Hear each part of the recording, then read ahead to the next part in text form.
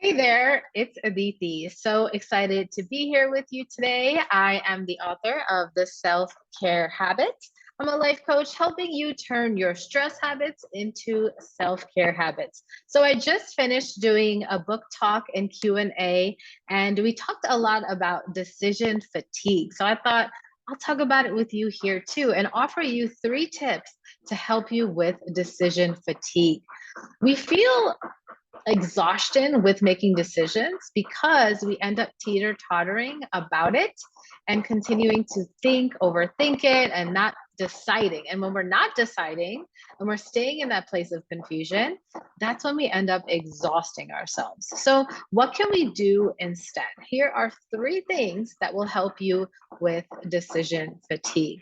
So, the first one is to decide your decision due date. So decide what is the day that you're going to decide to make this decision, because it's so easy to just be thinking about it for days, for weeks, for sometimes months and years. It could just go on and on. But if you give yourself a decision due date, that will ensure that you're like, all right, this is my personal deadline. You're kind of creating a boundary for yourself, so you can create that decision, decide by that day. So you're like, all right, I can teeter totter all I want for the next 3 days, but by Monday, I'm going to make a decision. So really just kind of taking responsibility for that decision. So the second one is to love your decision.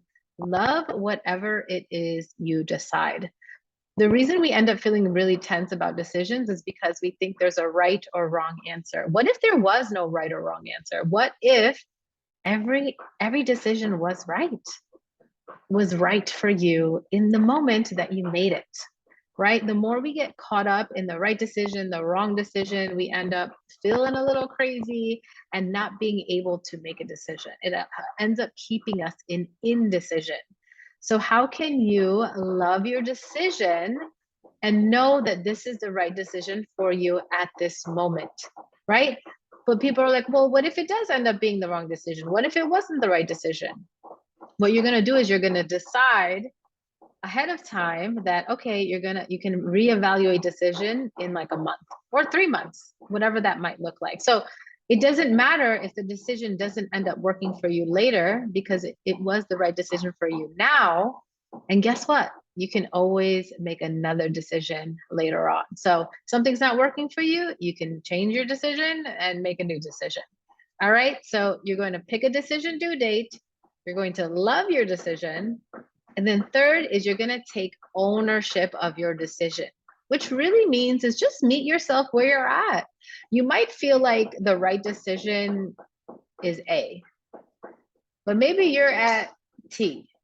You're somewhere else. You're not at the place to make that decision, right? Your conscious mind might be telling you this is the right decision. This is what I should be doing. But what if you're not there? What if you're not in that space to make that decision? So then what? Right? I want you to honor exactly where you're at. Take ownership of where you're at in this moment. Don't force yourself to be somewhere that you're not. All right. So sometimes that might be my decision is to not make a decision right now because that's just where I'm at. So, how can you honor exactly where you are and still be able to make a decision from that space, from full responsibility, from picking when you're going to do it, and then just loving it, like going all in on the decision that you decided? All right. Hope that helps to help you make more decisions with less stress and less exhaustion. All right. I will catch you next time and we'll talk soon.